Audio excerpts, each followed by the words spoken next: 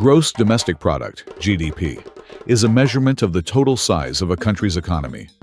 It tracks the total value of goods and services produced within a nation. Bigger countries usually have bigger GDPs. For rich countries, GDP shows global influence and trade power. However, GDP does not tell you how wealthy the average person is. GDP per capita takes the total GDP and divides it by the population. It reveals how much value the economy creates per person. So while GDP tells you how big an economy is, GDP per capita helps you understand how far that economy goes toward meeting the needs of its people. That makes it a better tool for understanding poverty. Poorest countries in world by GDP per capita 2025 rank country GDP million USD population. GDP per capita USD. 1. Afghanistan 434. GDP 17,329 million USD population, 43,145 100 GDP per capita. 434 USD. Afghanistan's economy rests on a fragile foundation. 4 decades of conflict did more than topple governments. It shattered the roads that move grain, the power lines that light workshops, and the canals that feed orchards. When aid money dried up in 2021, ministries could no longer pay teachers or fix bridges, and banks lost the cash that keeps shops stocked. Most families survive on small plots of land. In good years, they grow wheat and raise goats. In bad years, drought and flash floods wipe out an entire season. Girls are barred from most secondary classes, so half the nation's talent never reaches full potential. Business owners eye the rugged passes and frequent checkpoints, decide the risks are too high, and invest elsewhere. Until security returns, classrooms reopen, and lenders trust the banking system, Afghanistan will remain stuck at the bottom of the global income table. 2. South Sudan 448. GDP 5,500 million USD population, 12,200,000 GDP per capita, 448 USD. South Sudan gained independence with vast oil fields, but almost no paved roads. Repeated clashes closed pipelines, and seasonal rains turned dirt tracks into impassable mud, cutting villages off for months. When fuel exports stop, government salaries lapse, clinics run out of drugs, and traders hoard grain. Markets in Juba bustle. Yet a short drive reveals fields where farmers still till by hand. Families lean on cattle for wealth and status, but raids and drought thin herds each year. Children often spend mornings fetching water instead of studying, and many teachers walk long distances to schools with no desks or books. Inflation devours wages, driving families to barter for basics. Investors see promise in oil and fertile land, yet avoid the risk. Lasting peace, reliable transport, and steady electricity must arrive together before growth can take root. 3. Sierra Leone 529. GDP 6,410 million USD population, 8,800,000 GDP per capita, 529 USD. 21 years after its civil war, Sierra Leone still struggles to rebuild. Rusting generators supply uneven power, so factories shut early, and refrigerated medicines spoil. Diamonds and gold flow through informal channels, denying the treasury funds for roads and clean water. Each rainy season, mudslides sweep hillside homes in Freetown, exposing fragile urban planning. Rural farmers grow rice and cassava, but must push produce over rough tracks to reach markets. Without storage, crops rot quickly, lowering prices at the farm gate. Secondary schools lack science labs, and many graduates migrate, thinning the skilled workforce. Health workers fight malaria and cholera outbreaks with scarce supplies. A reliable power grid, transparent mining rules, and landslide controls could unlock the country's untapped coastal and agricultural potential. 4. Malawi 552. GDP 12,300 million USD population, $22,200,000 GDP per capita, 552 USD. Malawi's rolling hills rely on a single rainy season, and one failed harvest can trigger nationwide food stress. The main highway to the sea runs through a neighboring country, adding tolls and delays to every import. Hydropower dams line the Shire River, yet droughts drop water levels, forcing costly diesel generators to keep lights on in Lilongwe and Blantyre. Village schools often meet under trees, and health clinics share one nurse for thousands of residents. Families are large, stretching land plots thinner each generation. Farmers grow maize for home use and tobacco for cash, but price swings leave budgets in tatters. Microfinance groups help women buy seeds and goats, yet bigger loans for tractors or irrigation remain rare. Better rail links, diversified crops, and stable electricity could lift incomes across the plateau. 5. Madagascar, 577. GDP, 18,900 million USD population, 32,700 GDP per capita. 577 USD cyclones sweep across Madagascar almost every year, tearing apart bridges that link vanilla fields to export docks.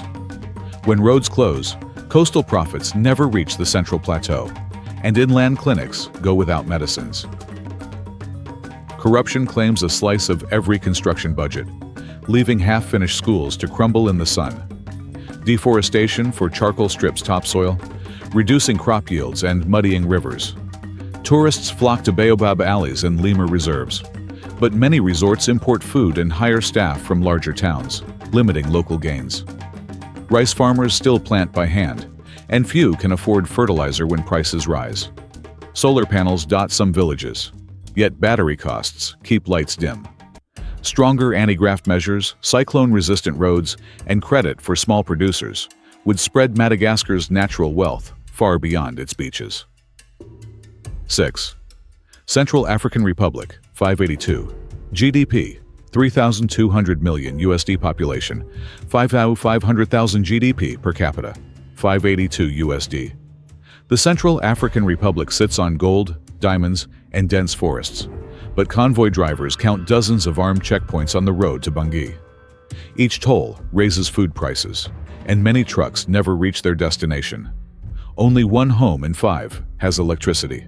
Firewood remains the main fuel, accelerating deforestation around villages. Teachers in rural schools often work unpaid for months, and young doctors leave for safer posts abroad. Rebel groups run makeshift courts, collecting fines that drain local savings. Aid agencies bring medicine by air because highways are unsafe, multiplying costs. A nationwide ceasefire, transparent mining contracts, and a reliable grid could attract the investment needed to turn buried wealth into public revenue. 7. Burundi, 602. GDP, 2,642 million USD population, 14,400,000 GDP per capita, 602 USD. Burundi's steep hills are quilted with tiny coffee plots, yet soil erosion washes away yields every rainy season. Political tension keeps investors cautious, and frequent power cuts stall even small workshops in Bujumbura. Families haul water from distant springs, leaving children less time for study.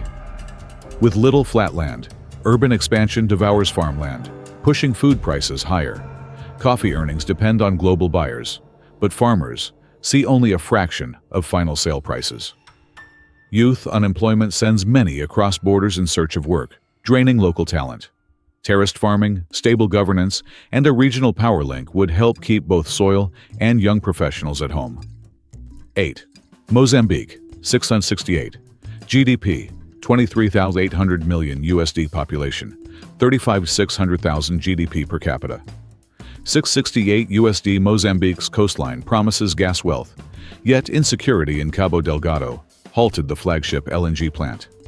Cyclones, Idai and Freddy flooded ports and rail lines, delaying cashew and coal exports. Inland farmers rely on rain, so droughts cut harvests and erode savings.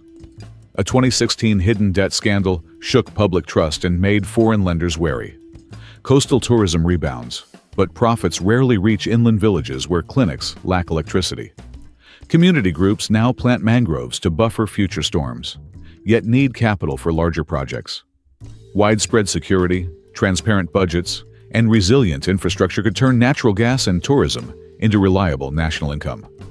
9. Niger, 672. GDP. 18,700 million USD population, 27,900,000 GDP per capita. 672 USD. Desert covers 2/3 of Niger, so herders travel farther each year to find pasture. Fertility rates top 6 births per woman, stretching every clinic and classroom. A 2023 coup triggered regional sanctions, cutting fuel and medicine supplies. Uranium exports bring revenue. Yet weak oversight means few funds reach village projects. Solar panels gleam on ministry roofs in Niamey. But many rural schools still teach by daylight alone. Farmers dig shallow wells that dry quickly, and without irrigation they cannot plant off-season crops.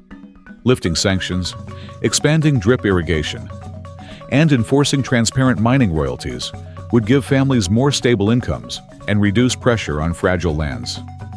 10. Democratic Republic of the Congo, 708. GDP, 79,900 million USD population, 112,800,000 GDP per capita, 708 USD. The Congo River carries timber and minerals, yet dense forests, wide rapids, and armed checkpoints limit trade. Eastern provinces hold the world's largest cobalt reserves, but militias tax every truck, inflating transport costs and deterring major investors. Only one household in 5 has grid power. Cities often run on noisy diesel generators. Health workers battle measles and cholera with scant resources, and rainstorms regularly wash out unpaved roads. Farmers near Kinshasa grow cassava, yet spoilage rates stay high without cold storage. Smooth river ports, reliable electricity, and secure mining zones could transform natural wealth into nationwide growth.